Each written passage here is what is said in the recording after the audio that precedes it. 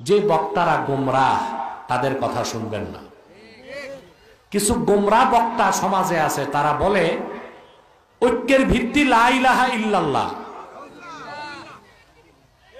রিসালাতের বিশ্বাস ছাড়া তো মুসলমান হওয়া যায় না, তো লা ইলাহা ইল্লাল্লাহ কিভাবে ঐক্যের ভিত্তি হয়? মোসাদের পয়সা ঢুকছে, আল্লাহ ছাড়া মাবুদ নাই, এটা তো অনেক ইহুদিও বিশ্বাস করে, খ্রিস্টানও বিশ্বাস করে, আহলে কিতাবও বিশ্বাস করে। তারা কাফের না? কথা বলে না। শুধু লা ইলাহা ইল্লাল্লাহ বললে মুসলমান হওয়া যাবে না। আর শুধু লা ইলাহা ইল্লাল্লাহ ঐক্যের ভিত্তি নয়, ঐক্যের ভিত্তি হচ্ছে ঈমান। আর ঈমানের মধ্যে তাওহীদও আছে, রিসালাতও আছে, ঠিক কিনা বলেন?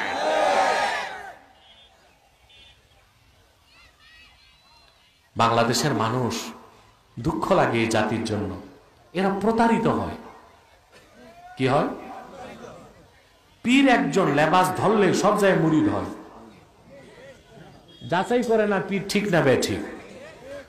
বক্তা একটা যদি ভাইরাল হইতে পারে, বক্তাদের নাম তো ভিন্ন ভিন্ন, মোটিভেশনাল স্পিচর, কথা ভাইরাল হইতে পারলে হুজুগে বাঙালি না, না বুঝে বাঙালি। তারপরে ওই ভণ্ডগুলো মধুর সাথে বিষ মিশায়া ঈমান নষ্ট করে।